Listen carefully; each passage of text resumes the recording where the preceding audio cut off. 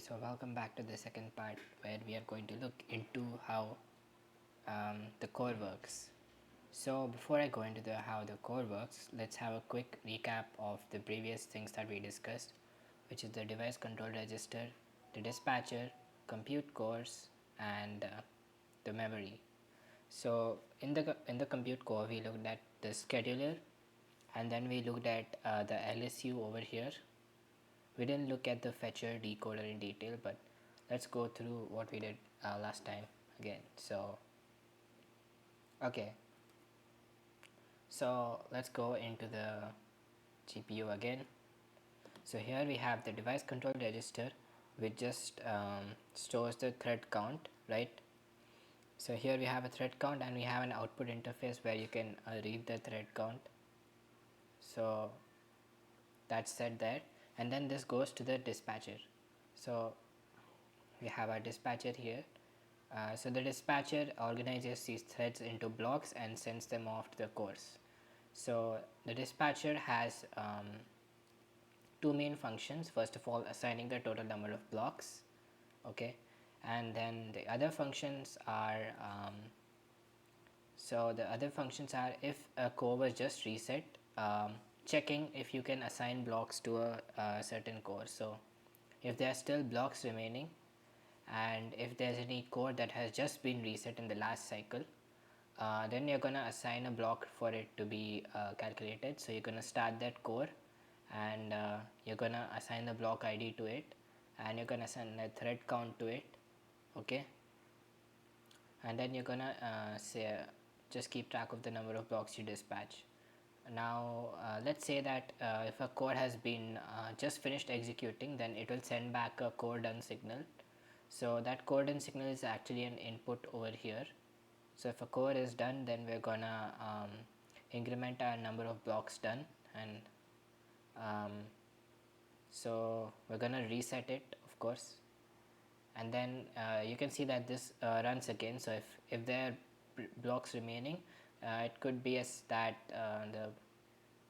a new block could get assigned to the same core. So that's how the dispatcher is gonna work.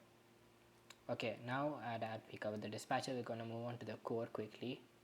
So in the core, what we saw that is that it has access to so basically it has all of these things, right? Okay, so before getting into the core, we were actually discussing about the LSU. So we can this deals with the memory access. So this is blue colored, so it has access to global memory, and we're gonna see how we access global memory with the controller. So let's have our controller here. So the controller has two interfaces, okay. One is the interface for each consumer or the LSU, okay, and then the other is the actual memory interface. So you only have you only have a certain number of channels, and only in those channels you can based on the external memory bandwidth, you have some certain number of channels in which you can access the memory, and in these channels you're gonna basically serve these things and copy them over to this the consumers. So what we're gonna do is simple. So if we're gonna define some 6 states for our memory controller for each channel. So it can be, a channel can be idle, it can be waiting for a read, it can be waiting for a write, it can be relaying a read, it can be relaying a write. So what we're gonna see is that when the channel is idle, so we're gonna go through all the channels, and if the channel is idle, okay, then what we're gonna say is that we're gonna look for consumers so that the channel can serve a specific consumer. So if a consumer's read is valid and no channel is serving that consumer, we're gonna begin serving that consumer from this channel. Okay, so that's what these two lines do. And then what we're gonna do is basically copy the read valid signal of the consumer into the memory for that specific channel, right? And what we're gonna do is we're gonna copy the read address, okay, and then we're gonna go into the read waiting state. So on the next cycle, read valid becomes 1, and so if you see here, mem read valid is actually a register, so it's only gonna take place on the next cycle. So on the next cycle we're gonna go into the read waiting phase. In the read waiting phase we see that the mem read valid is 1 and the mem read address is available.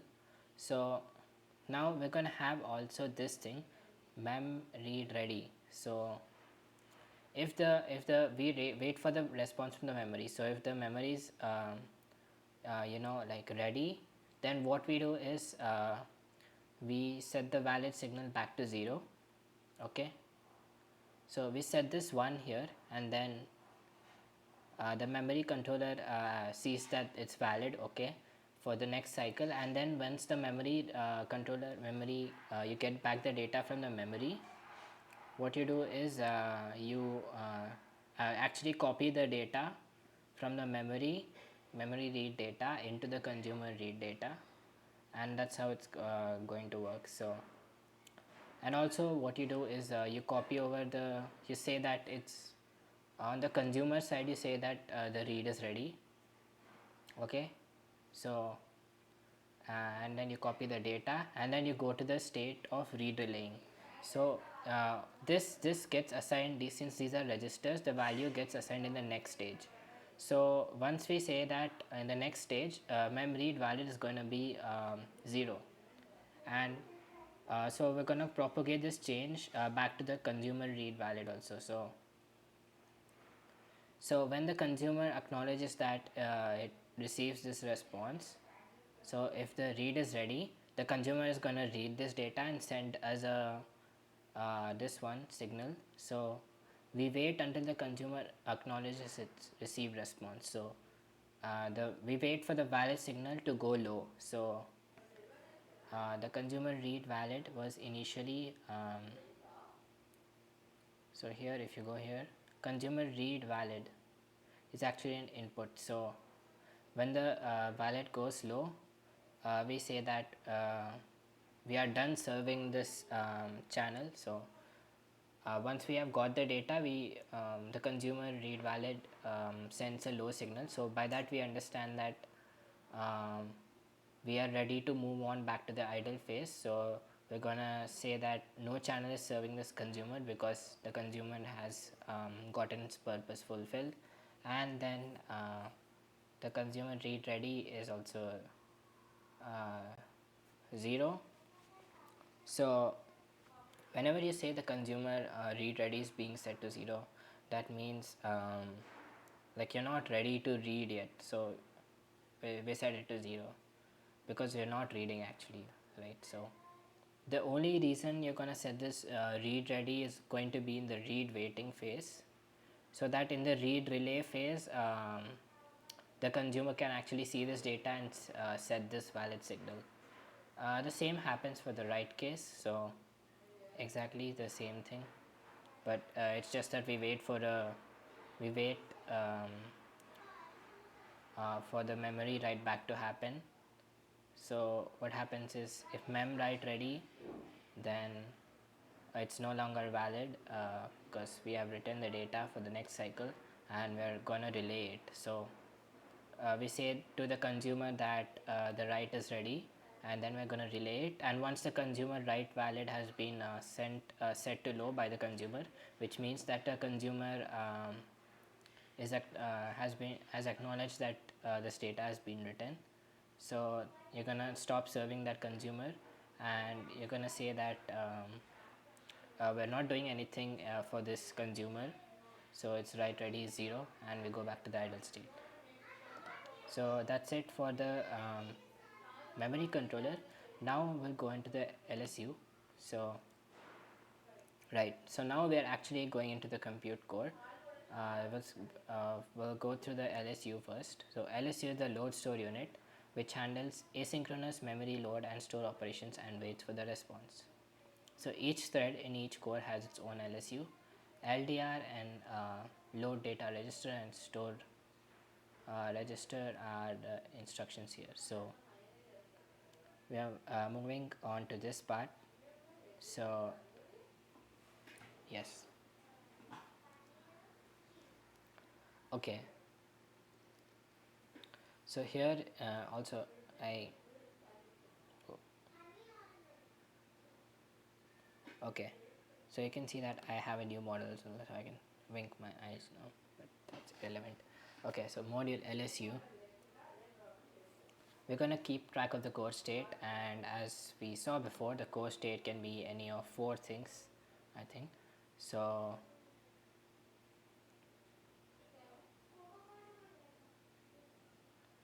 where are the core states? So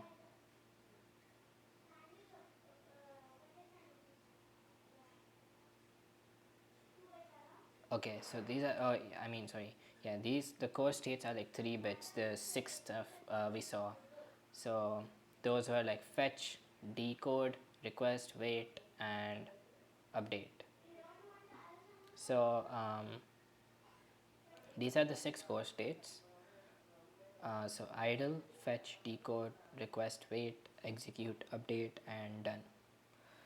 So they're pretty straightforward. I mean, like, so fetch, decode, and then we wait for memory request the stuff from memory, and the next cycle we wait for the memory to give back the data. And once we have the data, we're gonna execute, and if there's any registers to be updated, we update them in this step, and then we're done. Okay, so what happens, this was the scheduler, right? So we're looking at the LSU. Let's go back to the LSU.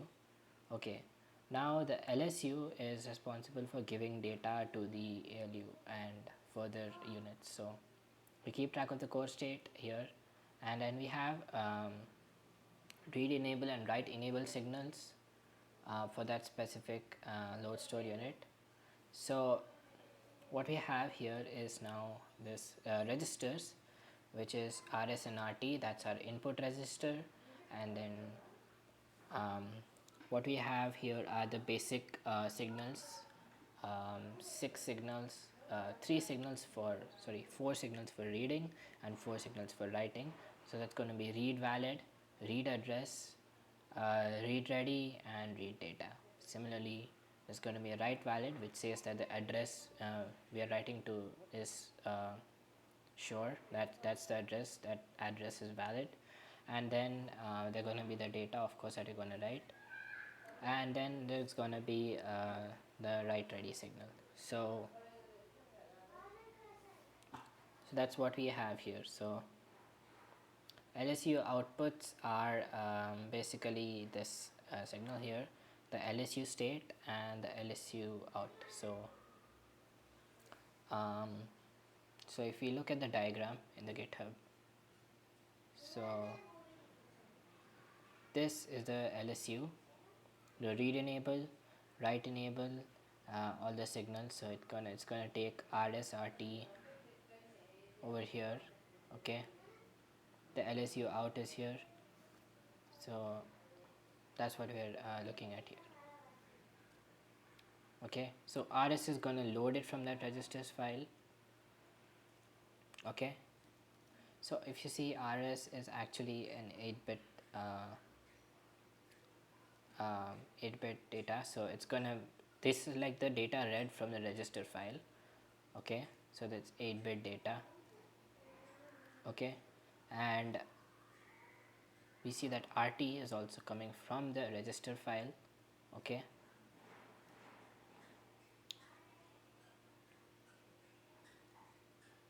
okay, so now this is our LSU. What happens is, if the LSU is enabled, so if memory read is enabled, that means we have an LDR instruction.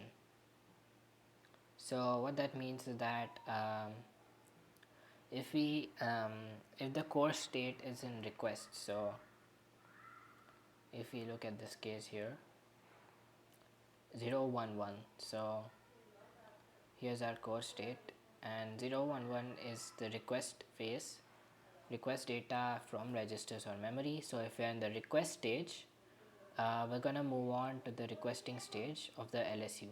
So in the requesting stage, what we're gonna set up for the next stage is, we're gonna say that the data we have on our mem read valid, okay, that is 1, and the mem read address is the address which has been coming from RS. Okay, and the LSU state is in waiting.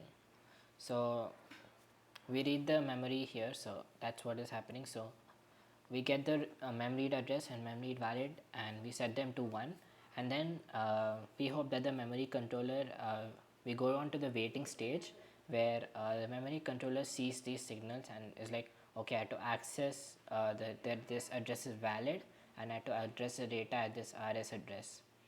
So if the mem read ready is 1, that means we are ready to read data.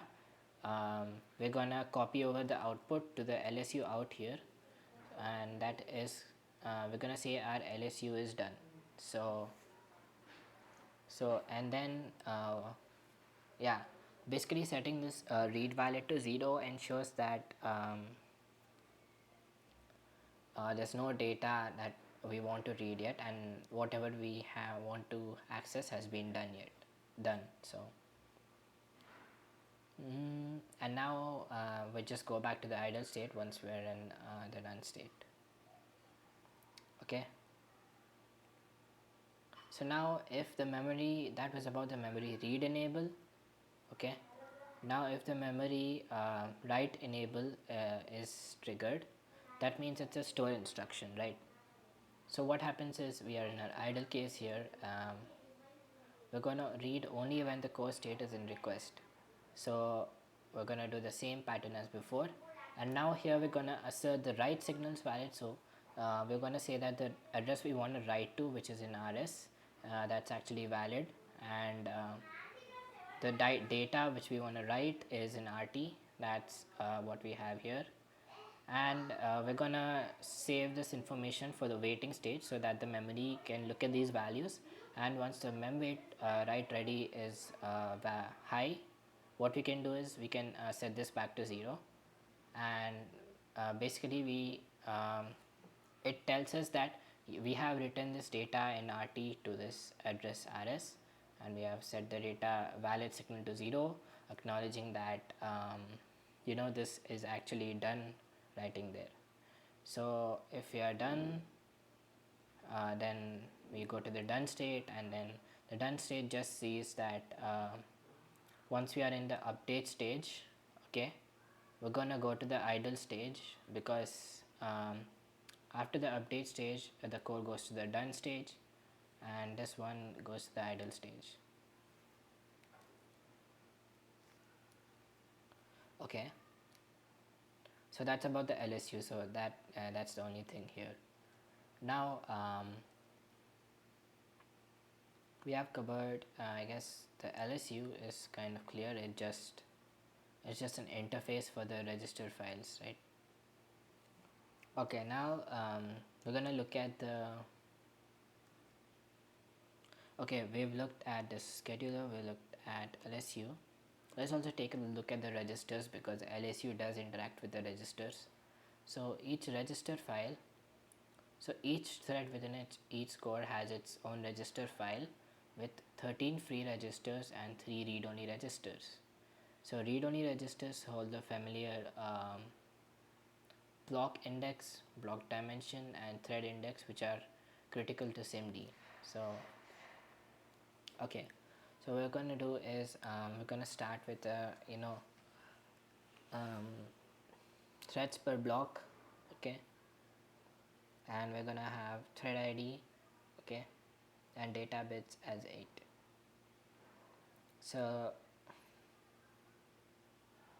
okay, so the 3 read-only registers, first we're gonna have block ID. Okay, sorry, this is the block ID. This is the input state, core state, which we're gonna take in here as well, and these are the instructions signals, which is the RD, RS, and RT address. So and these are the control signals. So input reg, decoded, reg, write, enable. So these are the control signals over here for the register file, and so this is This is a 2-bit select line, I guess, for the mux, which is over here. So reg input mux. So yep, that's, and this is the decoded immediate. So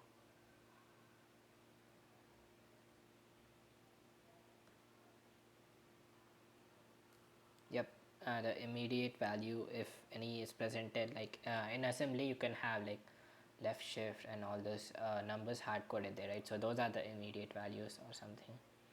And okay, so these are the thread unit outputs, which is basically ALU out and LSU out. So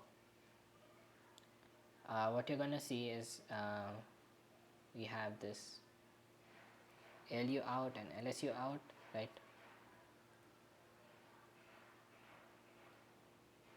So you can kind of see that the register file also has access to this LSU out. So the ALU out is coming from here, LSU out is coming from here, okay, and then we have the immediate here, and then we have the input mux decider here, okay,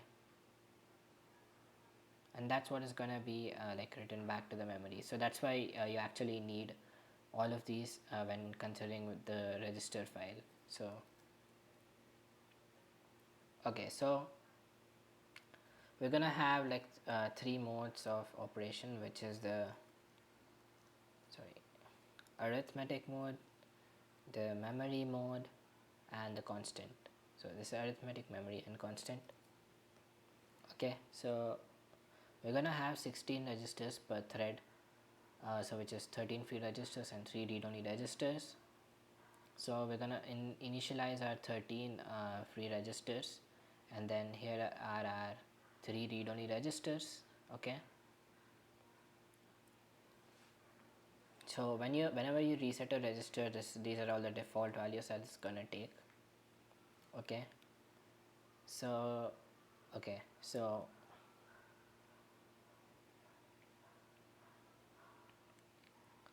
what we do is once the thing is enabled, what we do is we set the block ID here, okay. This is actually as said by the author, bad solution, shouldn't need to set this every cycle, but I guess for the ease of it he is setting it every cycle.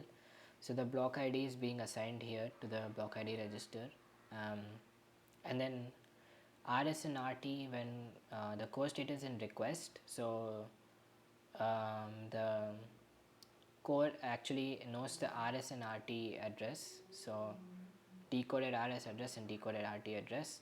So we're gonna get that from as input, and we're gonna access those registers. So we're gonna access the values in those registers, okay.